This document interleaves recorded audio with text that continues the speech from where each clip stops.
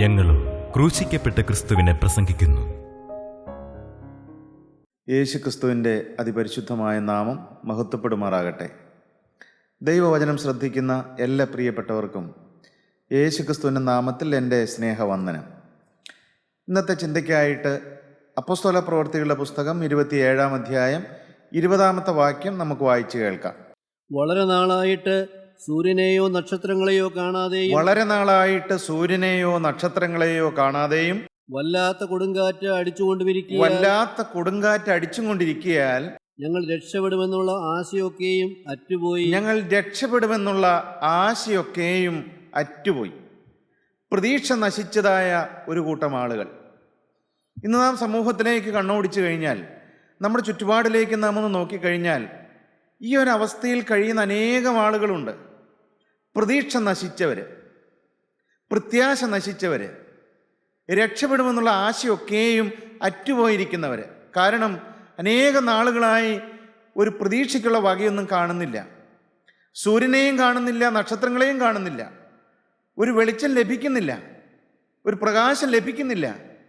മാത്രവുമല്ല, ജീവിതത്തിലേക്ക് വരുന്നതായ ചില കൊടുങ്കാറ്റുകളും ചില ചുഴലിക്കാറ്റുകളും, ചില പ്രതിസന്ധികൾ, ചില പ്രതിബന്ധങ്ങൾ, ചില രോഗത്തിൻ്റെ ബാധകൾ, ചില കടബാധ്യതകൾ, ചില കുടുംബ പ്രശ്നങ്ങൾ, മക്കൾ മദ്യത്തിനും മയക്കുമരുന്നിനും അടിമകളായി, പിശാചിൻ്റെ അടിമകളായി ഈ ലോകത്തിൻ്റെ വഴിയിലേക്ക് നീങ്ങി കുടുംബം മുടിച്ചു കളയുന്നു. അനേകർ നിരാശപ്പെട്ട് കഴിയുകയാണ്. പ്രിയപ്പെട്ടവരെ, രക്ഷപ്പെടുമെന്നുള്ള പ്രതീക്ഷയൊക്കെയും നശിച്ചിരിക്കുകയാണ് അനേകരുടെ. എന്നാൽ യേശുക്രിസ്തുവിൻ്റെ വചനം എന്താണ് പറയുന്നത്? നമുക്ക് പ്രതീക്ഷ തരുന്നവനായൊരു ദൈവമുണ്ട്, നമുക്ക് പ്രത്യാശ തരുന്നവനായൊരു ക്രിസ്തു ജീവിക്കുന്നുണ്ട്. നമ്മുടെ ജീവിതത്തിലെ പ്രതിസന്ധികളെയും പ്രതിബന്ധങ്ങളെയും ജീവിതത്തിലെ തടസ്സങ്ങളെയെല്ലാം മാറ്റി നമുക്ക് അനുഗ്രഹിക്കപ്പെട്ടതായ ശോഭനമായ ഭാവി തരാൻ യേശുക്രിസ്തു ഇന്നും ജീവിക്കുന്നുണ്ട് എന്നുള്ളതാണ് ഈ ദൈവവചനത്തിൻ്റെ ഏറ്റവും സന്തോഷകരമായ പ്രത്യാശാകരമായ സത്യമെന്ന് പറയുന്നത്. യേശുക്രിസ്തു ജീവിക്കുന്നുണ്ട്. നിരാശപ്പെട്ടിരിക്കുന്നവരാരെങ്കിലും ഈ വാക്കുകളെ കേൾക്കുന്നുണ്ടോ? എൻ്റെ ജീവിതം തീർന്നു, എനിക്കിനി ഒരിക്കലും രക്ഷയില്ല, എനിക്കിനി ഒരിക്കലും ഒന്ന് തലയുയർത്തി നടക്കാൻ കഴിയുകയില്ല, എൻ്റെ ആത്മീകവും ഭൗതികവുമായ എൻ്റെ ഭാവിയെല്ലാം കൂമ്പടഞ്ഞു പോയി, ഇനി എനിക്കൊന്ന് എഴുന്നേൽക്കാൻ കഴിയുകയില്ല. പ്രിയപ്പെട്ടവരെ, എനിക്ക് യേശുക്രിസ്തുവിൻ്റെ ഒരു സാക്ഷിയായിട്ട് ജീവിക്കാൻ ഒരിക്കലും കഴിയുകയില്ല. കാരണം എൻ്റെ ജീവിതത്തിൽ ഒരിക്കലും സംഭവിക്കാത്തതായ ചില പാപങ്ങളും ചില തെറ്റുകളെല്ലാം സംഭവിച്ചു പോയി. ഇനി എനിക്ക് രക്ഷയില്ല, ഇനി എനിക്ക് പ്രതീക്ഷയ്ക്ക് വകയില്ല, ഇനി എനിക്കൊരു നല്ല ഭാവിയില്ല, എൻ്റെ ജീവിതം തീർന്നുവെന്ന് വിചാരിച്ച് നിരാശപ്പെട്ടവർ ആരെങ്കിലും ഈ വാക്കുകളെ കേൾക്കുന്നുണ്ടോ? എന്നാൽ യേശുക്രിസ്തുവിൻ്റെ സുവിശേഷം പറയുന്നു, മകനെ, നീ നിരാശപ്പെടണ്ട, നീ ഭയപ്പെടണ്ട, നീ തലതാഴ്ത്തിയിരിക്കേണ്ട. നിനക്ക് രക്ഷയ്ക്ക് ഇനിയും മാർഗമുണ്ട്, നിനക്ക് രക്ഷയ്ക്കൊരു സാധ്യതയുണ്ട്. നീ യേശുക്രിസ്തുവിൻ്റെ ക്രൂശിലേക്ക് നോക്കിയാൽ മതി, നീ യേശുക്രിസ്തുവിനെ വിളിച്ചപേക്ഷിച്ചാൽ മതി, നീ യേശുക്രിസ്തുവിനെ നിന്റെ ഹൃദയത്തിൽ നിന്ന് രക്ഷിതാവും കർത്താവുമായി സ്വീകരിച്ച് നിന്റെ ജീവിതം അവൻ്റെ കാൽക്കൽ നീ അർപ്പണം ചെയ്താൽ മതി. നിന്നെ രക്ഷിക്കാൻ യേശു ജീവിക്കുന്നുണ്ട്, നിന്റെ തല ഉയർത്തുവാൻ യേശു ജീവിക്കുന്നുണ്ട്. നിന്നെ ഉയർത്തുന്നവനാണ് യേശു, നിന്നെ വളർത്തുന്നവനാണ് ഈ ക്രിസ്തു, നിന്നെ കഴുകി എടുക്കുന്നവനാണ് ഈ ക്രിസ്തു. നിന്റെ പാപത്തിന് പരിഹാരം യേശുക്രിസ്തു ക്രൂശിൽ വരുത്തി കഴിഞ്ഞു. നീ നിന്റെ പാപത്തെ ഓർത്ത് നിരാശപ്പെടണ്ട. ഇന്നു മുതൽ ഒരു പുതിയ ജീവിതം നയിക്കുമെന്ന് നീ നിന്റെ ഹൃദയത്തിൽ ഒരു തീരുമാനമെടുത്ത് പഴയതിനോട് യാത്ര പറഞ്ഞാൽ, നിന്റെ കഴിഞ്ഞകാല ജീവിതത്തിൽ എന്തെല്ലാം സംഭവിച്ചാലും അതെല്ലാം കഴുകിത്തരുവാൻ യേശുക്രിസ്തുവിൻ്റെ തിരുരക്തത്തിന് ശക്തിയുണ്ട് മകനെ, ശക്തിയുണ്ട്. നീ ആ ക്രൂശിലേക്ക് നോക്കുക, നീ രക്ഷകനെ വിളിക്കുക, നീ രക്ഷകനിൽ ആശ്രയിക്കുക, നിനക്കും രക്ഷയുണ്ട്. രക്ഷപ്പെടുമെന്നുള്ള പ്രതീക്ഷയും ആശയും നഷ്ടപ്പെട്ടവർ ആരെങ്കിലും ഈ വചനം കേൾക്കുന്നുണ്ടെങ്കിൽ, മകനെ, നിനക്കും രക്ഷയുണ്ട്, സഹോദരി, നിനക്കും രക്ഷയുണ്ട്. നീ നിന്റെ ജീവിതം അവസാനിപ്പിക്കേണ്ട. നിനക്കൊരു നല്ല ഭാവി ദൈവം കരുതി വെച്ചിട്ടുണ്ട്, ഒരു ശോഭനമായ ഭാവി. യിരെമ്യാ പ്രവാചകനിൽ കൂടി ജീവനുള്ള ദൈവം പറയുന്നത് അങ്ങനെയാണ്, നിന്റെ ഭാവിയെക്കുറിച്ച് ഇനിയും പ്രത്യാശയുണ്ട്. നീ യേശുവിലേക്ക് നോക്കുക, യേശുവിൻ്റെ ക്രൂശിലേക്ക് നോക്കുക, യേശുക്രിസ്തുവിന്റെ തിരുരക്തത്തിൽ ആശ്രയിക്കുക, യേശുവിനെ നീ വിളിക്കുക, യേശുവിനെ നീ മുറുകെ പിടിക്കുക. പ്രിയപ്പെട്ടവരെ, നാം ദൈവത്തിന് വചനം പഠിക്കുമ്പോൾ ഇതുപോലെ നിരാശപ്പെട്ടവര്, പ്രതീക്ഷയറ്റവര്, ജീവിതം തീർന്നെന്ന് വിചാരിച്ചവര് അനേകർ നമുക്ക് കാണാൻ കഴിയും. എന്നാൽ അവരെയെല്ലാം യേശുക്രിസ്തു രക്ഷിക്കുന്നതായ ഒരു ചരിത്രമാണ് ഈ ദൈവത്തിൻ്റെ വചനത്തിൻ്റെ ചരിത്രം. യേശുവിൻ്റെ അടുക്കൽ ആരെല്ലാം വന്നിട്ടുണ്ടോ, യേശുവിനെ വിളിച്ചപേക്ഷിച്ച് ആരെല്ലാം പ്രാർത്ഥിച്ചിട്ടുണ്ടോ, യേശുവിൽ ആരെല്ലാം ആശ്രയിച്ചിട്ടുണ്ടോ, യേശുവിൻ്റെ പാദപീഠത്തിൽ ആരെല്ലാം വീണിട്ടുണ്ടോ, അവർക്കെല്ലാം പ്രതീക്ഷ കർത്താവ് കൊടുത്തിട്ടുണ്ട്. അവർക്കെല്ലാം നല്ല ഭാവി യേശു കൊടുത്തിട്ടുണ്ട്. പ്രിയപ്പെട്ടവരെ, നാം ഇന്ന് ചിന്തിക്കാൻ പോകുന്നത് പ്രതീക്ഷ നശിച്ചതായ, രക്ഷപ്പെടുന്നതായ ആശയൊക്കെയും അറ്റുപോയതായ ഒരു സ്ത്രീയെക്കുറിച്ചാണ്. അത് ലൂക്കോസിൻ്റെ സുവിശേഷം 13-ാം അധ്യായം 10-ാം വാക്യം മുതൽ നാം വായിക്കുമ്പോൾ ആ സ്ത്രീയെ നമുക്കവിടെ കാണാം. നമുക്കൊന്ന് വായിച്ച് കേൾക്കാം. ഒരു ശബ്ദത്തിൽ അവനൊരു പള്ളിയിൽ ഉപദേശിച്ചുകൊണ്ടിരുന്നു. അവിടെ 18 സംവത്സരമായി ഒരു രോഗാത്മാവ് ബാധിച്ചിട്ട് ഒട്ടും നിവരുവാൻ കഴിയാതെ കൂനിയായ ഒരു സ്ത്രീ ഉണ്ടായിരുന്നു. പ്രിയപ്പെട്ടവരെ, 18 സംവത്സരമായി കൂനി നടക്കുന്നതായ ഒരു സ്ത്രീ. അവൾ ദേവാലയത്തിൽ വരാറുണ്ട്, ആരാധനയിൽ സംബന്ധിക്കാറുണ്ട്, എത്രയോ വർഷമായിട്ട്. പാവം, ഈ സ്ത്രീയെക്കുറിച്ച് നാം ചിന്തിക്കുമ്പോൾ 18 വർഷമായിട്ട് അവൾക്കൊന്നും നിവരുവാൻ കഴിഞ്ഞിട്ടില്ല. പാവം, എത്രയോ കഷ്ടത ആ സ്ത്രീ അനുഭവിച്ചു. എത്രയോ ദുരിതത്തിൽ കൂടിയാണ് ആ സ്ത്രീയുടെ ജീവിതം മുൻപോട്ട് കൊണ്ടുപോകുന്നത്.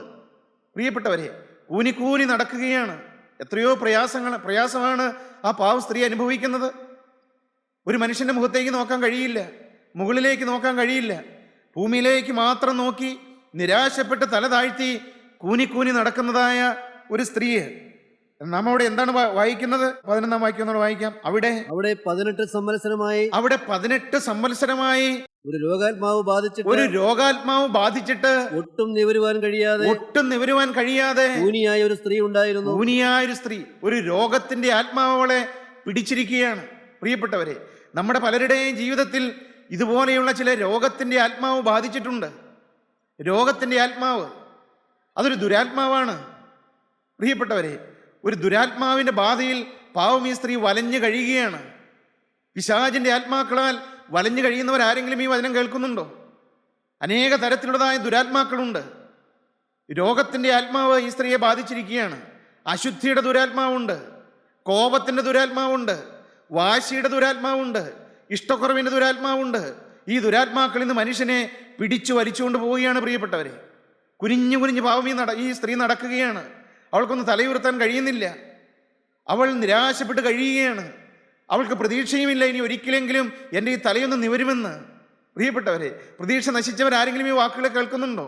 എൻ്റെ തല താണുപോയി, ഇനി എനിക്ക് ഒരിക്കലും ഒരു ഉയർച്ചയില്ല, എൻ്റെ തല എനിക്ക് പൊക്കാൻ കഴിയുകയില്ല. ഒരുപക്ഷെ ഏതെങ്കിലും പാപത്തിൽ വീണതുകൊണ്ടായിരിക്കാം സഹോദരാ നിന്റെ മനസാക്ഷിയിൽ അങ്ങനെ ഒരു ചിന്ത വന്നിരിക്കുന്നത്.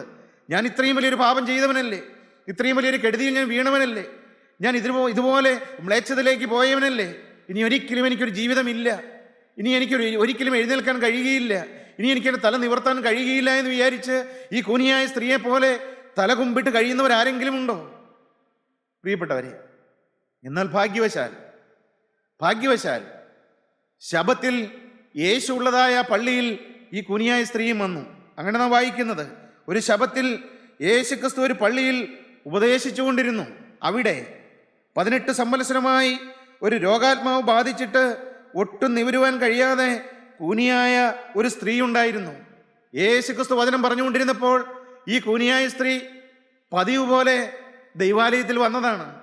അവളൊന്നും പ്രതീക്ഷിച്ചല്ല വന്നത്. യേശുവിടെ ഉണ്ടെന്ന് അവൾക്കറിയാമോ? നമുക്ക് അറിഞ്ഞുകൂടാ. എന്നാൽ പ്രിയപ്പെട്ടവരെ, ആ ദിവസം അവളുടെ ജീവിതത്തിൻ്റെ ഭാഗ്യസുദിനമായിരുന്നു. യേശു ക്രിസ്തു ദൈവാലയത്തിലുള്ളതായ ആ ദിവസം ഈ കൂനിയായ സ്ത്രീയും ദൈവാലയത്തിൽ വരികയുണ്ടായി. ദൈവത്തിന് സ്തോത്രം. പ്രിയപ്പെട്ടവരെ, അത് ഭാഗ്യമായി. യേശു ക്രിസ്തു ഉള്ളതായ രംഗത്ത് വരുന്നത് അതൊരു ഭാഗ്യമാണ്. പ്രിയപ്പെട്ടവരെ, പിന്നെ എന്താണ് നടന്നത്? യേശു അവളെ കണ്ട് അടുക്ക വിളിച്ച്, പ്രിയപ്പെട്ട ദൈവമക്കളെ, ഈ കൂനി നടക്കുന്നതായ ആ പാവം സാധുവായ സ്ത്രീയെ യേശു ക്രിസ്തു കണ്ടു എന്നാണ് നാം വായിക്കുന്നത്. സഹോദരങ്ങളെ, മകനെ, നീ ഇപ്പോൾ കൂനിയിരിക്കുന്നത്, നിരാശപ്പെട്ടിരിക്കുന്നത്, തളർന്നിരിക്കുന്നത്, വാടിയിരിക്കുന്നത്, പ്രതീക്ഷ നശിച്ചിരിക്കുന്നത് യേശു കാണുന്നുണ്ട്. ഒരുപക്ഷെ ഈ ഭൂമിയിൽ ആരും നിന്നെ കാണാനില്ലായിരിക്കാം. നിന്റെ ഈ അവസ്ഥ കണ്ട് ഒന്ന് സഹതപിക്കുവാനോ, നിനക്കൊരു ആശ്വാസം പറഞ്ഞു തരുവാനോ, നിനക്കൊരു ഒത്താശ തരുവാനോ ഈ ഭൂമിയിൽ ആരും ഇല്ലായിരിക്കാം. എന്നാൽ ഒരു കാര്യം, ഒരു നിത്യസത്യം നീ മനസ്സിലാക്കുക, നിന്റെ സൃഷ്ടാവ് നിന്നെ കാണുന്നുണ്ട്, നിന്റെ ഉടയവൻ നിന്നെ കാണുന്നുണ്ട്, നിന്റെ ജീവനുള്ള ക്രിസ്തു നിന്റെ രക്ഷകൻ നിന്നെ കാണുന്നുണ്ട്. നീ ഏത് കാര്യത്തിലാണ് നിരാശപ്പെട്ടിരിക്കുന്നത്? നീ ഏത് കാര്യത്തിലാണ് തലതാഴ്ത്തിയിരിക്കുന്നത്? നീ ഏത് കാര്യത്തിലാണ് മുഖം പാടിയിരിക്കുന്നത്? മകളെ, നീ മുഖം പാടിയിരിക്കുന്നത് യേശു ക്രിസ്തു കാണുന്നുണ്ട്. നിന്റെ ഭർത്താവ് ഒരുപക്ഷെ അറിയുന്നില്ലായിരിക്കാം, മകനെ നിന്റെ ഭാര്യ ഒരുപക്ഷെ അറിയുന്നില്ലായിരിക്കാം, കുഞ്ഞെ നിന്റെ മാതാപിതാക്കൾ ഒരുപക്ഷെ നിന്റെ ഹൃദയത്തിൻ്റെയും മുഖത്തിൻ്റെയും വാട്ടം കാണുന്നില്ലായിരിക്കാം. എന്നാൽ നിനക്കൊരു സൃഷ്ടാവുണ്ട്, നിനക്കൊരു ഉടയവനുണ്ട്, നിനക്കൊരു നാഥനുണ്ട്, നിനക്കൊരു രക്ഷിതാവുണ്ട്, നിനക്കൊരു ഉടമസ്ഥനുണ്ട്. അവൻ നിന്നെ കാണുന്നുണ്ട്. നീ ആയിരിക്കുന്ന അവസ്ഥ അവൻ അറിയുന്നുണ്ട്. നീ ഏത് അവസ്ഥയിൽ കൂടിയാണ് കടന്നു പോകുന്നതെന്ന് യേശു ക്രിസ്തു കാണുന്നുണ്ട്. നിന്നെ വേദനിക്കുന്ന അവസ്ഥ യേശുവിനറിയാം. ഈ ഭൂമിയിൽ ഒരു മനുഷ്യർക്കും ഒരുപക്ഷെ നമ്മുടെ ഹൃദയത്തിൻ്റെ വേദന അറിയാൻ കഴിയില്ല പ്രിയപ്പെട്ടവരെ. എന്നാൽ നമ്മുടെ ഹൃദയത്തിൻ്റെ നൊമ്പരങ്ങൾ അറിയുന്നൊരു ദൈവമുണ്ട്. നമ്മുടെ ഹൃദയത്തിൻ്റെ ഏങ്ങലടികൾ അത് ശ്രദ്ധിച്ച് കേൾക്കുന്നൊരു ദൈവമുണ്ട്. നമ്മുടെ ഓരോരുത്തരുടെയും സ്വകാര്യ ദുഃഖങ്ങൾ അറിയുന്നൊരു ക്രിസ്തു ജീവിക്കുന്നുണ്ട്. അവൻ നിന്നെ കാണുന്നുണ്ട്. ഈ പാവം കുനിയായ സ്ത്രീയെ ദൈവാലയത്തിൽ വന്ന് കൂനി നടക്കുന്നത് പ്രിയപ്പെട്ടവരെ യേശു ക്രിസ്തു കണ്ടു. മാത്രമല്ല എന്താണ് സംഭവിച്ചത്? യേശു അവളെ കണ്ടു, അവളെ അടുക്ക വിളിക്കുകയാണ്. പ്രിയപ്പെട്ടവരെ, എന്തൊരു വാത്സല്യം, എന്തൊരു സ്നേഹമാണ് യേശുവിൻ്റെ. ഈ കൂനിയായ സ്ത്രീയെ അടുത്ത് വിളിച്ച് നല്ല വാക്ക് പറയാൻ ഒരുപക്ഷെ ആരുമില്ലായിരിക്കാം. കാരണം ഇവിടെ പതിവായിട്ട് സ്ഥിരമായിട്ട് വരുന്നൊരു സ്ത്രീയല്ലേ, പ്രത്യേകിച്ചൊന്നും തോന്നിക്കാണുകയില്ല. എന്നാൽ പ്രിയപ്പെട്ടവരെ, സൃഷ്ടാവ് അവളെ കാണുകയും അവളെ അടുക്ക വിളിക്കുകയും ചെയ്യുകയാണ്. നമ്മളെ കാണുകയും നമ്മെ അടുക്ക വിളിക്കുകയും നമ്മെ സഹായിക്കുകയും ചെയ്യുന്ന ഒരു ജീവനുള്ള ക്രിസ്തു ജീവിക്കുന്നുണ്ട്. പ്രിയപ്പെട്ടവരെ, നിങ്ങൾക്ക് വിശ്വസിക്കാൻ കഴിയുന്നുണ്ടോ? നിങ്ങളെ സ്നേഹിക്കുന്ന ഒരു യേശുവുണ്ട്, നിങ്ങളെ കരുതുന്നവനായൊരു ക്രിസ്തുവുണ്ട്, നിങ്ങളുടെ ആയിരിക്കുന്ന അവസ്ഥ അറിയുന്നവനായൊരു യേശുവുണ്ട്, നിങ്ങളോട് സഹതാപമുള്ളവനായൊരു ക്രിസ്തുവുണ്ട്, നിങ്ങളെ സഹായിക്കുന്നവനായൊരു യേശുവുണ്ട്. ആ യേശുവിനെ നിങ്ങൾ ഇപ്പോൾ ഒന്ന് കാണുമോ? ആ യേശുവിൻ്റെ മുഖത്തേക്ക് നിങ്ങളൊന്ന് നോക്കുമോ? ആ യേശുവിനെ നിങ്ങളൊന്ന് വിളിച്ചപേക്ഷിക്കുമോ? യേശുവേ, ഞാനൊരാളിവിടെ എൻ്റെ വീട്ടിൽ ഞാൻ ഇവിടെ ഇരുന്നു കൊണ്ട് നിരാശയിലിരിക്കുകയാണ്, ഞാൻ കഷ്ടതയിലായിരിക്കുകയാണ്, ഞാൻ വേദനയിലായിരിക്കുകയാണ്, ഞാൻ രോഗാത്മാവിനാൽ ബന്ധിതനായിരിക്കുകയാണ്, ഞാൻ കടബാധ്യതയിൽ വലഞ്ഞിരിക്കുകയാണ്, ഞാൻ വലിയ ഭൂതബാധയിലായിരിക്കുകയാണ്, എനിക്ക് രക്ഷപ്പെടാൻ ഒരു മാർഗമില്ല, എന്നെ സഹായിക്കാൻ ആരുമില്ല, എൻ്റെ ഈ കണ്ണുനീര് കാണാൻ ആരുമില്ല. യേശുവേ, നീ ഇപ്പോൾ എൻ്റെ അരികിലേക്ക് ഒന്ന് എഴുന്നള്ളി വരണമേ എന്ന് പ്രിയപ്പെട്ട സഹോദര നീ വിളിച്ചാൽ നിന്റെ അടുക്കിലേക്ക് ഇറങ്ങി വരുന്നവനായ ഒരു ജീവനുള്ള ക്രിസ്തുവുണ്ട്. ആ ക്രിസ്തു നിന്നെ സ്നേഹിക്കുന്നുണ്ട്. അവൻ നിനക്ക് വേണ്ടി മരിച്ചവനാണ്, അവൻ നിനക്ക് വേണ്ടി ജീവൻ വെടിഞ്ഞവനാണ്, അവൻ നിന്നെ സ്നേഹിക്കുന്നവനാണ്. നീ അവനെ വിളിക്കൂ പ്രിയപ്പെട്ടവരെ. നിന്നെ സഹായിക്കാൻ ഒരുവനുണ്ട്. അവൻ സർവശക്തനാണ്, അവൻ ആകാശങ്ങളെ നിർമ്മിച്ചവനാണ്, നക്ഷത്ര ഗോളങ്ങളെ അതാതിൻ്റെ സ്ഥാനത്ത് നിലയ്ക്ക് നിർത്തുന്നവനായ ഒരു ക്രിസ്തു ജീവിക്കുന്നുണ്ട് പ്രിയപ്പെട്ടവരെ. അവൻ വലിയവനാണ്, പക്ഷെ അവൻ നിന്നെ സ്നേഹിക്കുന്നുണ്ട്. അവൻ അത്യുന്നതനാണ്, പക്ഷെ അവൻ നിന്റെ അരികിലേക്ക് വരുന്നുണ്ട്. അവൻ നിന്നെ സഹായിക്കാൻ മതിയായവനാണ്. ഈ സ്ത്രീയെ യേശു കാണുകയാണ്. തളർന്നും തകർന്നും ഇരിക്കുന്ന, പ്രതീക്ഷ നശിച്ചിരിക്കുന്ന, ഒരിക്കലും ഒന്ന് തലയുയർത്താൻ കഴിയുമെന്ന് പ്രതീക്ഷയില്ലാത്ത ആ സ്ത്രീയെ യേശു കാണുകയാണ്. കാരണം അവൻ സൃഷ്ടാവല്ലേ പ്രിയപ്പെട്ടവരെ, അവൻ്റെ സൃഷ്ടിയല്ലേ ഈ കൂനി നടന്നു വരുന്നത്.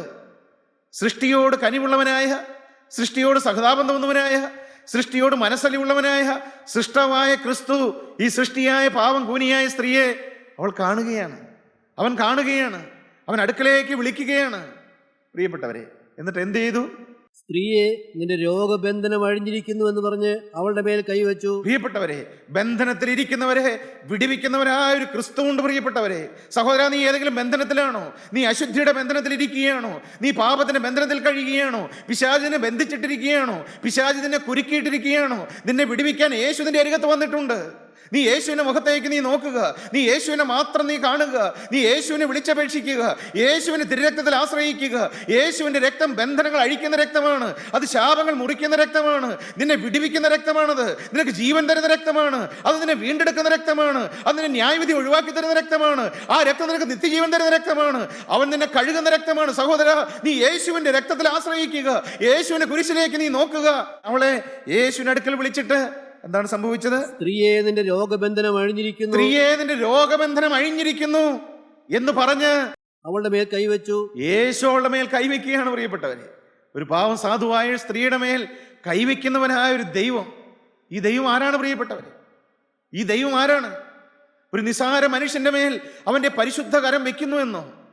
നാം ഇവിടെ വായിക്കുമ്പോൾ ആ പാവം സ്ത്രീ ഒന്നും പ്രാർത്ഥിക്കുന്നില്ല, അവളൊന്നും യേശുവിനോട് ചോദിക്കുന്നില്ല. പക്ഷേ അവളുടെ ആ നിസ്സഹായാവസ്ഥ കണ്ട് അവളെ അരികെ വിളിച്ച് അവൾക്ക് സൗഖ്യം കൊടുക്കുന്നവനായ ഒരു ദൈവം, സ്നേഹനിധിയായ ഒരു ക്രിസ്തു. സഹോദര, ഈ ദൈവം നല്ലവനാണ്. ഈ ദൈവം ക്രൂരനല്ല. അവൻ നിന്നെ ശപിച്ച് തള്ളുന്നവനല്ല.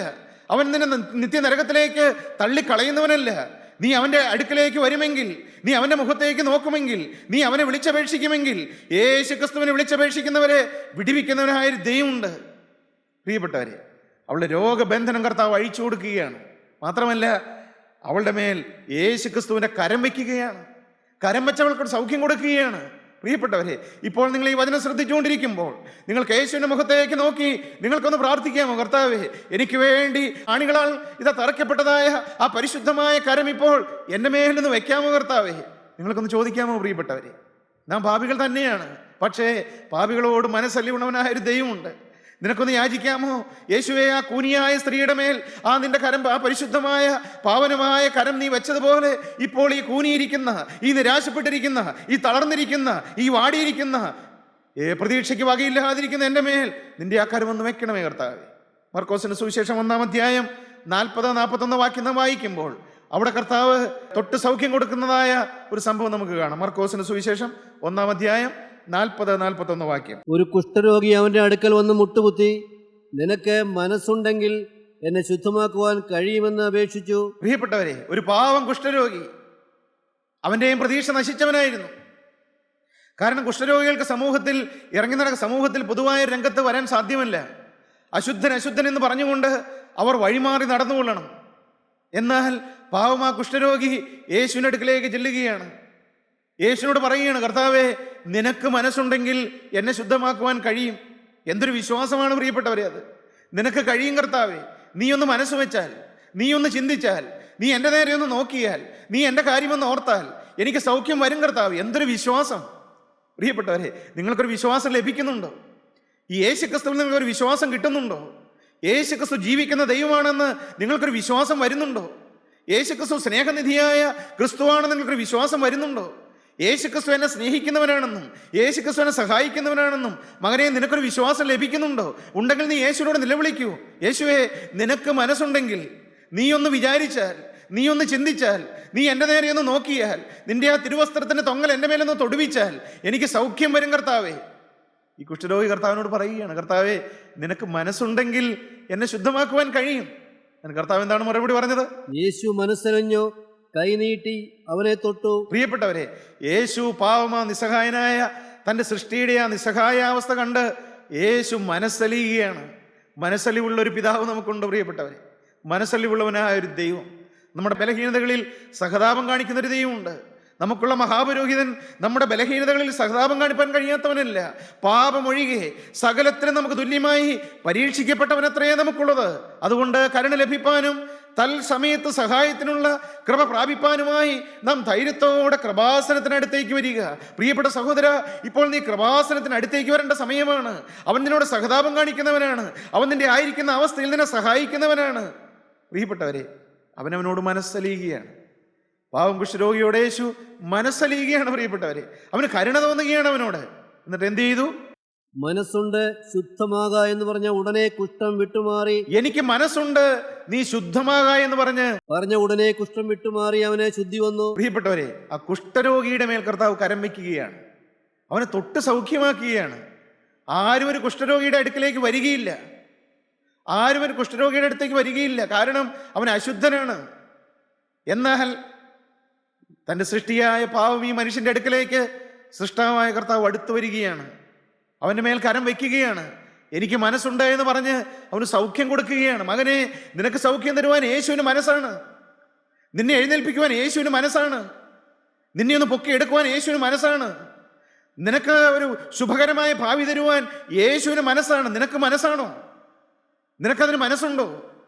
നിനക്ക് ഈ ഭൂമിയിൽ പാപം കൂടാത്തൊരു വിശുദ്ധ ജീവിതത്തിന് വേണ്ടി നിനക്ക് മനസ്സുണ്ടോ? അത് തരുവാൻ യേശുവിന് മനസ്സാണ്. നീ അവനെ ഒന്ന് വിളിച്ചപേക്ഷിക്കുമോ? പ്രിയപ്പെട്ടവരെ, പാവം ഈ കൂനിയായ സ്ത്രീയുടെ മേൽ യേശു തന്റെ ആ പരിശുദ്ധമായ കരം വെച്ചു. എന്ത് സംഭവിച്ചു? സ്ത്രീയെ, നിന്റെ രോഗബന്ധനം അഴിഞ്ഞിരിക്കുന്നു എന്ന് പറഞ്ഞ് അവളുടെ മേൽ കൈവച്ചു. സ്ത്രീയെ, നിന്റെ രോഗബന്ധനം അഴിഞ്ഞിരിക്കുന്നു എന്ന് പറഞ്ഞ് അവളുടെ മേൽ കൈവച്ചു. അവൾ ക്ഷണത്തിൽ നിവർന്നു. പ്രിയപ്പെട്ടവരെ, അവൾ ക്ഷണത്തിൽ നിവർന്നു. ദൈവത്തെ മഹത്വപ്പെടുത്തി എന്നാണ് നാം ദൈവത്തിന്റെ വചനത്തിൽ വായിക്കുന്നത്. ക്ഷണത്തിൽ യേശു ക്രിസ്തു പ്രവർത്തിച്ചാൽ വൈകില്ല പ്രിയപ്പെട്ടവരെ. അത് ക്ഷണത്തിലായിരിക്കും, പെട്ടെന്നായിരിക്കും അനുഭവം ലഭിക്കുന്നത്. ഇപ്പോൾ ഈ വചനം കേട്ടുകൊണ്ടിരിക്കുമ്പോൾ നിങ്ങൾക്ക് യേശുവിനെ ഒന്ന് വിളിക്കാമോ? സഹോദരാ, നീ ഇരിക്കുന്ന ഇരിപ്പിൽ നിന്റെ അരികത്ത് യേശു വന്ന് നിൽക്കുന്നുണ്ട്. ഈ വചനം നിന്റെ ചെവിയിൽ എത്തുമ്പോൾ യേശുവാണ് നിന്റെ അരികത്ത് വന്ന് നിൽക്കുന്നത്. യേശുവിനെ നിന്നെ തൊടാൻ മനസ്സാണ്, യേശുവിനെ നിന്നെ സൗഖ്യമാക്കാൻ മനസ്സാണ്, യേശുവിനെ നിന്റെ പാപം ക്ഷമിക്കാൻ മനസ്സാണ്, യേശുവിനെ നിന്നെ അനുഗ്രഹിക്കാൻ മനസ്സാണ്, യേശുവിനെ നിന്നെ വീണ്ടെടുക്കാൻ മനസ്സാണ്. നിനക്ക് മനസ്സുണ്ടോ? നീ യേശുവിനെ ഒന്ന് വിളിക്കുക. യേശുവേ, കുഷ്ഠരോഗിയുടെ മേൽ വെച്ച ആ കരം, കൂനിയായ സ്ത്രീയുടെ മേൽ വെച്ച ആ കരം, ആ പരിശുദ്ധമായ കരം ഇപ്പോൾ ഈ പാപിയായ എൻ്റെ മേൽ ഒന്ന് വെക്കണമേ. നീ വചനം കേൾക്കുമ്പോൾ സഹോദരാ, നീ പ്രാർത്ഥിക്കുന്നുണ്ടോ? മകളെ, നീ പ്രാർത്ഥിക്കുന്നുണ്ടോ? നിന്റെ മേൽ കരം വയ്ക്കുവാൻ യേശുവിന് മനസ്സാണ്, നിന്നെ സൗഖ്യമാക്കുവാൻ യേശുവിന് മനസ്സാണ്, നിന്നെ വീണ്ടെടുക്കുവാൻ യേശുവിന് മനസ്സാണ്, നിനക്ക് രോഗസൗഖ്യം തരുവാൻ യേശുവിന് മനസ്സാണ്, നിന്റെ പാപങ്ങൾ ക്ഷമിച്ചു തരുവാൻ യേശുവിന് മനസ്സാണ്. നീ യേശുവിൽ വിശ്വസിക്കുക, യേശുവിൽ വിശ്വസിക്കുക. 145 സങ്കീർത്തനം 14 വാക്യം വായിക്കുമ്പോൾ അവിടെ നാം എന്താണ് പ്രിയപ്പെട്ടവരെ വായിക്കുന്നത്? വീഴുന്നവരെയൊക്കെയും യഹോവ താങ്ങുന്നു, വീഴുന്നവരെയൊക്കെയും യഹോവ താങ്ങുന്നു, കുനിഞ്ഞിരിക്കുന്നവരെയൊക്കെയും അവൻ നിവർത്തുന്നു, കുനിഞ്ഞിരിക്കുന്നവരെയൊക്കെയും അവൻ നിവർത്തുന്നു. പ്രിയപ്പെട്ട ദൈവവേദലേ, നീ കുനിഞ്ഞിരിക്കുകയാണോ? നിന്റെ തല താണിരിക്കുകയാണോ? കുനിഞ്ഞിരിക്കുന്നവരെ നിവർത്തുന്നവനായൊരു ദൈവമുണ്ട്. നീ വീണിരിക്കുകയാണോ? നിന്നെ താങ്ങി എഴുന്നേൽപ്പിക്കുന്നതായ ഒരു കരമുണ്ട്. അതാണ് കാൽവറിയിൽ തകർക്കപ്പെട്ടതായ കരം, കാൽവറിയിൽ ആണിയടിക്കപ്പെട്ടതായ കരം, അതാണ് രക്തം വാർന്നൊലിക്കുന്നതായ കരം, വീഴുന്നവരെ താങ്ങുന്ന കരം. ആ കരത്തിലേക്ക് നീ നോക്കുക, ആ കരത്തിൽ നീ വിശ്വസിക്കുക, ആ കരത്തിൽ നീ ആശ്രയിക്കുക, ആ യേശുവിനെ നീ വിളിച്ചപേക്ഷിക്കുക. കർത്താവേ, എന്നെ ഒന്ന് താങ്ങണമേ, എന്നെ ഒന്ന് സഹായിക്കണമേ, എന്നെ ഒന്ന് എഴുന്നേൽപ്പിക്കണമേ. എനിക്ക് തന്നെത്താൻ ശക്തിയില്ല കർത്താവേ, എനിക്ക് ഈ ഭൂമിയിൽ ജീവിക്കാൻ നിന്റെ കൃപയില്ലാതെ സാധ്യമല്ല. നീ എൻ്റെ വലങ്കരത്തിൽ നിന്ന് പിടിച്ചുകൊള്ളണമേ. നിങ്ങളാരെല്ലാം ആ കരത്തിൽ ആശ്രയിക്കുന്നുണ്ട്, ആ കരത്തിൽ താങ്ങുന്നുണ്ട്? പ്രിയപ്പെട്ടവരെ, പാപഭാരം കൊണ്ട് ശിരസ് കുനിഞ്ഞു പോയവരാരെങ്കിലും ഉണ്ടോ? പാപഭാരം കൊണ്ട് ശിരസ് കുനിഞ്ഞു പോയവര്. 38 സങ്കീർത്തനം 4 വാക്യം മുതൽ നമുക്കൊന്ന് വായിച്ചു കേൾക്കാം. അത് ദാവീദിന്റെ ഒരു പ്രാർത്ഥനയാണ്. 1 വാക്യം മുതൽ വായിക്കാം നമുക്ക്. 38 സങ്കീർത്തനം 1 വാക്യം മുതൽ. യഹോവേ, ക്രോധത്തോടെ എന്നെ ശിക്ഷിക്കരുതേ. ദാവീദ് പ്രാർത്ഥിക്കുകയാണ്, യഹോവേ, ക്രോധത്തോടെ എന്നെ ശിക്ഷിക്കരുതേ, ഉഗ്രനീരസത്തോടെ എന്നെ ദണ്ഡിപ്പിക്കുകയും അരുതേ, ഉഗ്രനീരസത്തോടെ എന്നെ ദണ്ഡിപ്പിക്കുകയും അരുതേ. നിന്റെ അസ്ത്രങ്ങൾ എന്നിൽ തറച്ചിരിക്കുന്നു, നിന്റെ അസ്ത്രങ്ങൾ എന്നിൽ തറച്ചിരിക്കുന്നു, നിന്റെ കൈ എന്റെ മേൽ ഭാരമായിരിക്കുന്നു, നിന്റെ വചനം എന്റെ മേൽ ഭാരമായിരിക്കുന്നു. നിന്റെ നീരസം ഹേതുവായി എന്റെ ദേഹത്തിൽ സൗഖ്യമില്ല, നിന്റെ നീരസം ഹേതുവായി എന്റെ ദേഹത്തിൽ സൗഖ്യമില്ല, എന്റെ പാപം ഹേതുവായി എന്റെ അസ്ഥികളിൽ സ്വസ്ഥതയുമില്ല, എന്റെ പാപം ഹേതുവായി എന്റെ അസ്ഥികളിൽ സ്വസ്ഥതയുമില്ല. എന്റെ അകൃത്യങ്ങൾ എന്റെ തലയ്ക്ക് മീതെ കവിഞ്ഞിരിക്കുന്നു, എന്റെ പാപങ്ങൾ എന്റെ അകൃത്യങ്ങൾ എന്റെ തലയ്ക്ക് മീതെ കവിഞ്ഞിരിക്കുന്നു. ഭാരമുള്ള ചുമട് പോലെ അവ എനിക്ക് അതിഘനമായിരിക്കുന്നു. ഈ എന്റെ തലമേലിരിക്കുന്ന ഈ പാപമുണ്ടല്ലോ, അത് ഭാരമുള്ള കഠിനമായ ഭാരമുള്ള ചുമട് പോലെ എനിക്ക് അതികഠിനമായിരിക്കുന്നു. എന്റെ ഭോഷത്വം ഹേതുവായി എന്റെ വ്രണങ്ങൾ ചീഞ്ഞു നാറുന്നു, എന്റെ ഭോഷത്വം, ഒരു നിമിഷത്തിൽ പറ്റിയതായ ഭോഷത്വം മൂലം എന്റെ വ്രണങ്ങളെല്ലാം ചീഞ്ഞു നാറുകയാണ്. ഞാൻ കുനിഞ്ഞ് ഏറ്റവും കൂനിയിരിക്കുന്നു, ഞാൻ കുനിഞ്ഞേറ്റവും കൂനിയിരിക്കുന്നു. ദാവീദ് കുനിഞ്ഞുപോയി. പ്രിയപ്പെട്ടവരെ, പാപഭാരം കൊണ്ട് പാവം ദാവീദ് കുനിഞ്ഞുപോയി. ഒരിക്കൽ നിവർന്നുന്ന തലയായിരുന്നു, ഒരിക്കൽ നിവർത്തിപ്പിടിച്ച് അഭിമാനത്തോടെ ജീവിച്ച ഒരു ശിരസ്സുമായിട്ടാണ് ദാവീദ് ജീവിച്ചത്. എന്നാൽ ഒരു നിമിഷ നേരത്തെ അലസത മൂലം ദാവീദിന്റെ ശിരസ് കുനിഞ്ഞുപോയി, ദാവീദിന്റെ തല താണുപോയി. ഒന്നുകൂടെ വാക്യം ഒന്ന് വായിക്കാമോ? ഞാൻ കുനിഞ്ഞ് ഏറ്റവും കൂനിയിരിക്കുന്നു. ദാവീദ് നിലവിളിക്കുകയാണ് ദൈവത്തോട്, ദൈവമേ, എന്റെ തല കുനിഞ്ഞുപോയി, ഞാൻ ഏറ്റവും കൂനിയിരിക്കുകയാണ്. ഞാൻ ഇടപെടാതെ ദുഃഖിച്ചു നടക്കുന്നു, ഞാൻ ഇടപെടാതെ ദുഃഖിച്ചു നടക്കുന്നു. എന്റെ അരയിൽ വരൾച്ച നിറഞ്ഞിരിക്കുന്നു, എന്റെ പാപം മൂലം എന്റെ അരയിൽ വരൾച്ച നിറഞ്ഞിരിക്കുന്നു. എന്റെ ദേഹത്തിൽ സൗഖ്യമില്ല, എന്റെ ദേഹത്തിൽ സൗഖ്യമില്ല. ഞാൻ ക്ഷീണിച്ച് അത്യന്തം തകർന്നിരിക്കുന്നു. പ്രിയപ്പെട്ടവരെ, തകർന്നു കൂനിപ്പോയ ദാവീദ്, ജീവിതത്തിന്റെ പാപഭാരം കൊണ്ട് ശിരസ് താണുപോയി ദാവീദിന്റെ. എന്നാൽ പ്രിയപ്പെട്ടവരെ, ദാവീദിന്റെ ശിരസ് ഉയർത്തിയവനായൊരു ദൈവമുണ്ട്. ദാവീദിന്റെ പാപഭാരം മാറ്റിക്കൊടുത്തവനായൊരു ദൈവമുണ്ട്. സഹോദരാ, നീ ഏത് കാര്യത്തിലാണ് തലതാണിരിക്കുന്നത്? നീ ഏത് കാര്യത്തിലാണ് നിരാശപ്പെട്ടിരിക്കുന്നത്? നിന്റെ കഴിഞ്ഞകാല ജീവിതത്തെ ഓർത്താണോ നീ നിരാശപ്പെട്ടിരിക്കുന്നത്? ഒരിക്കലും സംഭവിക്കരുതാത്തത് സംഭവിച്ചു പോയല്ലോ, ഒരിക്കലും സംഭവിക്കരുതാത്തത്, ഒരിക്കലും ചെയ്യരുതാത്തത്, ഒരിക്കലും പറയരുതാത്തത് എൻ്റെ ജീവിതത്തിൽ സംഭവിച്ചു പോയല്ലോ, ചെയ്തു പോയല്ലോ. കഴിഞ്ഞകാല ജീവിതത്തിലെ പാപങ്ങളാണോ നിന്നെ നിരാശപ്പെടുത്തിയിരിക്കുന്നത്? നിന്നെ കഴുകാൻ യേശുവിൻ്റെ രക്തമുണ്ട്. നിന്റെ പാപങ്ങളെല്ലാം ക്ഷമിച്ചു തരുവാൻ യേശുക്രിസ്തു ജീവിക്കുന്നുണ്ട്. നിനക്ക് പ്രത്യാശ തരുന്നൊരു ദൈവമുണ്ട്. ദാവീദ് നിരാശപ്പെട്ടു പോയി. പ്രിയപ്പെട്ടവരെ, 27 സങ്കീർത്തനം 13-14 വാക്യം വായിക്കുമ്പോൾ അവിടെ പ്രത്യാശയുടെ വചനം ദാവീദ് പറയുകയാണ്. ഞാൻ ജീവനുള്ളവരുടെ ദേശത്ത് യഹോവയുടെ നന്മ കാണുമെന്ന് വിശ്വസിച്ചില്ലെങ്കിൽ കഷ്ടം. പ്രിയപ്പെട്ട സങ്കീർത്തനക്കാരൻ പറയുകയാണ്, ഞാൻ ജീവനുള്ളവരുടെ ദേശത്ത് യഹോവയുടെ നന്മ കാണുമെന്ന് വിശ്വസിച്ചില്ലെങ്കിൽ കഷ്ടം. യഹോവയെങ്കിൽ പ്രത്യാശ വയ്ക്കുക. യഹോവയെങ്കിൽ പ്രത്യാശ വയ്ക്കുക. ധൈര്യപ്പെട്ടിരിക്കുക. നിന്റെ ഹൃദയം ഉറച്ചിരിക്കട്ടെ. നിന്റെ ഹൃദയം ഉറച്ചിരിക്കട്ടെ. അതേ യഹോവയെങ്കിൽ പ്രത്യാശ വയ്ക്കുക. അതെ യഹോവയെങ്കിൽ പ്രത്യാശ വയ്ക്കുക. പ്രിയപ്പെട്ടവരെ, സഹോദര, നീ നിരാശപ്പെടേണ്ടെന്നാണ് പറയുന്നത്. നീ ജീവനുള്ള ദൈവത്തിൽ പ്രത്യാശ വയ്ക്കുക. ഒരു ക്രിസ്തു ജീവിക്കുന്നുണ്ട്. നിനക്കൊരു രക്ഷകനുണ്ട്. നിന്റെ തല ഉയർത്തി തരുന്നവനായ ഒരു ദൈവമുണ്ട്. ദാവീദ് തന്നെ പറയുന്നുണ്ട്, അവൻ എൻ്റെ മുഖപ്രകാശക രക്ഷയും എൻ്റെ ദൈവമാകുന്നുവല്ലോ. അവൻ എൻ്റെ തല ഉയർത്തുന്നവനാണെന്നാണ് ദാവീദ് പറയുന്നത്. ദാവീദിന് തല ഉയർത്തി കൊടുത്തൊരു ദൈവമുണ്ട്. പ്രിയപ്പെട്ടവരെ, ദാവീദിന്റെ ജീവിതത്തിൽ വലിയ കെടുതി വന്നു, വലിയ പാപം സംഭവിച്ചു, ഒരിക്കലും സംഭവിക്കരുതാത്തത് സംഭവിച്ചു. ഒരു പക്ഷേ കർത്താവ് അതെല്ലാം ക്ഷമിച്ചു കൊടുത്തു. പ്രിയപ്പെട്ടവരെ, ക്ഷമിക്കുന്നവനായൊരു ദൈവമുണ്ട്. 42-ാം സങ്കീർത്തനം 5-ാമത്തെ വാക്യത്തിൽ എന്താണ് പറയുന്നത്? എന്റെ ആത്മാവേ, നീ വിഷാദിച്ചുള്ളിൽ ഞരങ്ങുന്നത്. സഹോദരാ, ജീവനുള്ള ദൈവം നിന്നോട് ചോദിക്കുകയാണ്, മകനെ, എന്റെ ആത്മാവേ, നീ വിഷാദിച്ചുള്ളിൽ ഞരങ്ങുന്നത് എന്ത്? ദൈവത്തിൽ പ്രത്യാശ വയ്ക്കുക. അവൻ എന്റെ മുഖപ്രകാശക രക്ഷയും എന്റെ ദൈവമാകുന്നു എന്നിങ്ങനെ ഞാൻ ഇനിയും അവനെ സ്തുതിക്കും. ഞാൻ ഇനിയും എന്റെ ദൈവത്തെ സ്തുതിക്കുമെന്നാണ് സങ്കീർത്തനക്കാരൻ പറയുന്നത്. മകനെ, ഇനിയും നിന്റെ നാവിൽ സ്തുതി തരുന്നവനായ ഒരു ദൈവമുണ്ട്. നിന്റെ നാവിലെ സ്തുതി നിലച്ചു പോയില്ലേ? നിന്റെ സന്തോഷങ്ങൾ അറ്റുപോയില്ലേ? നിന്റെ ചിരി മാഞ്ഞു പോയില്ലേ? നിന്റെ തല താണിരിക്കുകയല്ലേ? എന്നാൽ നിന്റെ തല ഉയർത്തുവാൻ നിന്റെ സൃഷ്ടാവ് നിന്റെ അരികത്ത് വന്ന് നിൽക്കുകയാണ്. നിനക്ക് വേണ്ടി മരിച്ചവൻ നിന്റെ തൊട്ടരികത്ത് നിൽക്കുന്നുണ്ട്. അവൻ നിന്റെ താടിയിൽ പിടിച്ച് തല ഉയർത്തുവാൻ നിന്റെ അരികത്ത് വന്ന് നിൽക്കുന്നുണ്ട്. നീ യേശുവിനെ ഒന്ന് കാണുമോ? ഒരു നിമിഷം നിന്റെ കണ്ണുകൾ അടച്ച് ആ ക്രൂശിലേക്ക് നീ ഒന്ന് നോക്കുമോ? നിനക്ക് വേണ്ടി ഒരു രക്ഷകനുണ്ട്. നിന്റെ കുനിഞ്ഞ ശിരസിനെ നിവർത്തുവാൻ യേശു ഇതാ നിന്റെ അരികത്ത് വന്ന് നിൽക്കുകയാണ്. നീ യേശുവിനെ വിളിപ്പീൻ, യേശുവിനോട് പ്രാർത്ഥിപ്പീൻ, യേശുവിന്റെ മുഖത്തേക്ക് നോക്കുവീൻ, യേശുവിൽ ആശ്രയിപ്പീൻ, അവന് തിരുരക്തത്തിൽ ആശ്രയിപ്പീൻ, നീ അവനോട് പ്രാർത്ഥിപ്പീൻ. കുനിയായ സ്ത്രീയുടെ മേൽ അവിടുത്തെ കരം വെച്ചതുപോലെ, കർത്താവെ, കുഷ്ഠരോഗിയായ ആ മനുഷ്യന്റെ മേൽ നിന്റെ ആ പരിശുദ്ധ പാണി വെച്ചതുപോലെ, ഇപ്പോൾ ഈ പാപിയായ എൻ്റെ മേൽ, ഈ നിസാരനായ എൻ്റെ മേൽ, ഈ കുനിഞ്ഞിരിക്കുന്ന എൻ്റെ മേൽ നിന്റെ ആണിപ്പാടുള്ള കരമൊന്ന് വെക്കണമേ. ആ തിരുരക്തം എൻ്റെ മേലൊന്ന് വീഴിക്കണമേ. ആരെല്ലാം പ്രാർത്ഥിക്കുന്നുണ്ട് പ്രിയപ്പെട്ടവരെ? യേശു നിങ്ങളുടെ അരികത്തുണ്ട്. യേശു നിങ്ങളെ സ്നേഹിക്കുന്നുണ്ട്. അവൻ നിങ്ങളെ നിവർത്തുകയാണ്. ഇതാ കുനിഞ്ഞിരിക്കുന്നവർ എഴുന്നേൽക്കുകയാണ്. അവരുടെ ശിരസിന്മേൽ യേശുവിന്റെ കരം വരികയാണ്. ആരെല്ലാം വിശ്വസിക്കുന്നുണ്ട്? യേശുവിന്റെ ക്രൂശിൽ വിശ്വസിക്കുക, അവന് തിരുരക്തത്തിൽ ആശ്രയിക്കുക, യേശുവിനെ വിളിക്കുക, അവനെ ഹൃദയത്തിൽ കൈക്കൊള്ളുക. ദൈവം നിങ്ങളെ അനുഗ്രഹിക്കട്ടെ. കരുണയുള്ള ഞങ്ങളുടെ സ്വർഗീയ പിതാവേ, ഈ നല്ല ദിവസത്തിനായി ഞങ്ങൾ നിന്നെ സ്തുതിക്കുന്നു. ഞങ്ങളുടെ കുനിഞ്ഞിരിക്കുന്ന ശിരസിനെ ഉയർത്തുവാൻ അവിടെ ഞങ്ങളുടെ അരികത്ത് വന്നിരിക്കുന്നതിനായി ഞങ്ങൾ നിന്നെ സ്തുതിക്കുന്നു. ഞങ്ങളെ അവിടുന്ന് തൊട്ടതിനായി ഞങ്ങൾ നിന്നെ സ്തുതിക്കുന്നു. ഞങ്ങളുടെ തലയെ അവിടുന്ന് ഉയർത്തിയതിനായി ഞങ്ങൾ നിന്നെ സ്തുതിക്കുന്നു. അവിടെ ഞങ്ങളുടെ രക്ഷകനും വീണ്ടെടുപ്പുകാരനുമായി ഞങ്ങൾ നിന്നെ സ്തുതിക്കുന്നു. അവിടുത്തെ രണ്ടാമത്തെ വരവിന് വേണ്ടി ഞങ്ങൾ ഒരുക്കണമേ. യേശു ക്രിസ്തുവിന്റെ അതിപരിശുദ്ധമായ നാമത്തിൽ തന്നെ, ആമേൻ. ജീവിത പ്രതിസന്ധികളുടെ നീർച്ചുഴിയിൽപ്പെട്ട് നട്ടം തിരിയുന്നവനാണോ നീ? പാപഭാരത്താൽ നിന്റെ മനസ്സ് തളർന്നിരിക്കുകയാണോ? വരൂ, യേശുക്രിസ്തുവിൻ്റെ തിരുവചനത്തിലേക്ക്. ക്രൂശിക്കപ്പെട്ട ക്രിസ്തുവിനെ മാത്രം പ്രസംഗിക്കുന്ന ക്രിസ്ത്യൻ റിവൈവൽ ഫെലോഷിപ്പിൻ്റെ രാജ്യാന്തര സുവിശേഷ മഹായോഗം ഡിസംബർ 27 മുതൽ 31 വരെ കോലഞ്ചേരി ഞാറ്റുംകാലായിൽ ഹിൽ ടോപ്പിൽ വെച്ച് നടത്തപ്പെടുമ്പോൾ പ്രത്യാശ നൽകുന്ന ക്രിസ്തുവിൻ്റെ അദൃശ്യകരങ്ങൾ നിന്നെ സ്പർശിക്കട്ടെ. വീണുപോയാൽ നിങ്ങൾ എഴുന്നേൽപ്പിക്കുന്ന കരം. വീണുപോയോ? പേടിക്കണ്ട, അടുത്ത് താങ്ങാൻ യേശുവുണ്ട്. ക്രിസ്ത്യൻ റിവൈവൽ ഫെലോഷിപ്പിലെ കർത്തൃ ശുശ്രൂഷകർ വിവിധ ശുശ്രൂഷകൾക്ക് നേതൃത്വം നൽകുന്നു. ഇപ്പോൾ ദൈവസന്നിധിയിൽ വിശ്രമിക്കുന്ന യശശരീരനായ പ്രൊഫസർ MY യോഹന്നാൻ സാർ ചെയ്ത അനശ്വരമായ വചന ശുശ്രൂഷകളും നിങ്ങൾക്ക് ശ്രവിക്കാം. സഭയുടെയും സമുദായത്തിൻ്റെയും അതിർവരമ്പുകൾക്കതീതമായി നിങ്ങളെ സ്നേഹിക്കുന്ന യേശുവിൻ്റെ വചനത്തിലേക്ക്, ഈ വചനവേദിയിലേക്ക് നിങ്ങളെ സ്നേഹത്തോടെ സ്വാഗതം ചെയ്യുന്നു.